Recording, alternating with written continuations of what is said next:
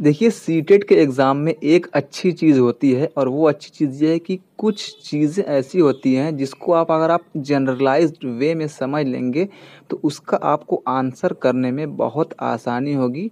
मतलब कुछ वर्ड ऐसे हैं, कुछ ऐसे शब्द हैं जो कि अगर आपको आंसर में ऑप्शन में दिख जाएँगे तो आप एकदम श्योर हो जाइएगा कि ये इस क्वेश्चन का आंसर नहीं हो सकता। मिसाल के तौर पर जो सीडीपी में क्वेश्चन आता है अगर उसमें ऑप्शन में आपको केवल ओनली दिख गया तो 95% चांस है कि वो उसका सही आंसर नहीं है। उस आंसर को आप एलिमिनेट कर सकते हैं, छोड़ सकते हैं।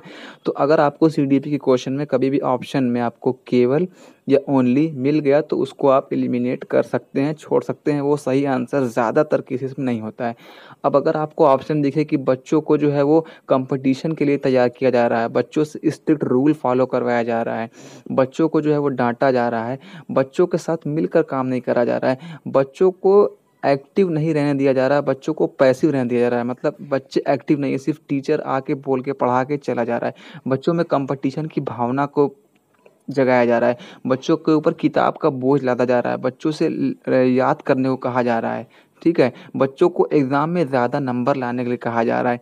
ये सब चीज़ें जहाँ भी आती हैं, उसका आंसर ये कभी भी नहीं हो सकता है। कभी भी ये चीज़ें कि बच्चों को बाँट दिया जाए कि अच्छे बच्चे इस तरफ बैठेंगे, जो कमज़ोर बच्चे हैं वो इस तरफ बैठेंगे, एग्ज़ाम में जिनका नंबर अच्छा आएगा वो इधर बैठेंगे, एग्ज़ाम में नंबर आने के आधार पर, अच्छे बच्चे होने की बुनियाद पर, स्ट्रिक्ट रूल फ़ॉलो करने की बुनियाद पर सिर्फ़ टीचर ही बोले और बच्चे उसमें कुछ करे ही नहीं। बच्चों को भी अपना मतलब करना चाहिए, करके सीखना चाहिए क्योंकि जो बच्चे करके सीखेंगे, वो अच्छी तरीके से सीखेंगे। अगर कोई सिर्फ़ बैठ के सुन रहा है, तो वो सुन के फिर एक कान से सुन के दूसरे कान से निकाल देगा। तो ये सारी चीज़ें अगर आपको दिख जाती हैं, जैसे कि किसी ऑप्शन में रिकॉल आ गया, याद करना, रटना आ गया, रोट मेमोराइज़ेशन आ गया, ठीक है? रटंत विद्या इसमें काम नहीं आएगी, तो ऐसे जो सारे बकवास ऑप्शन रहेंगे, उनको आपको जो है वो हटा देना है।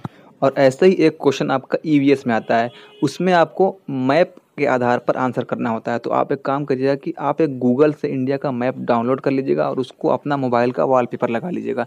दिन में आप 4 बार 5 बार देखेंगे तो 10 दिन 20 दिन में आपका एकदम पक्का हो जाएगा। उसमें ये पूछता है कि अरबियन सी और बे ऑफ बंगाल यानी बंगाली खाड़ी और अरबियन सी के एक तरफ कौन से इंडिया के स्टेट्स हैं, मतलब कर्नाटक, केरला, ठीक है, महाराष्ट्र, गोवा, तमिलनाडु, ये किस साइड है, अरबियन सी के साइड है या बे ऑफ बंगाल के साइड है। या आप पूछ से कह सकते हैं कि ईस्ट के साइड कौन सा स्टेट है और वेस्ट के साइड कौन सा स्टेट है।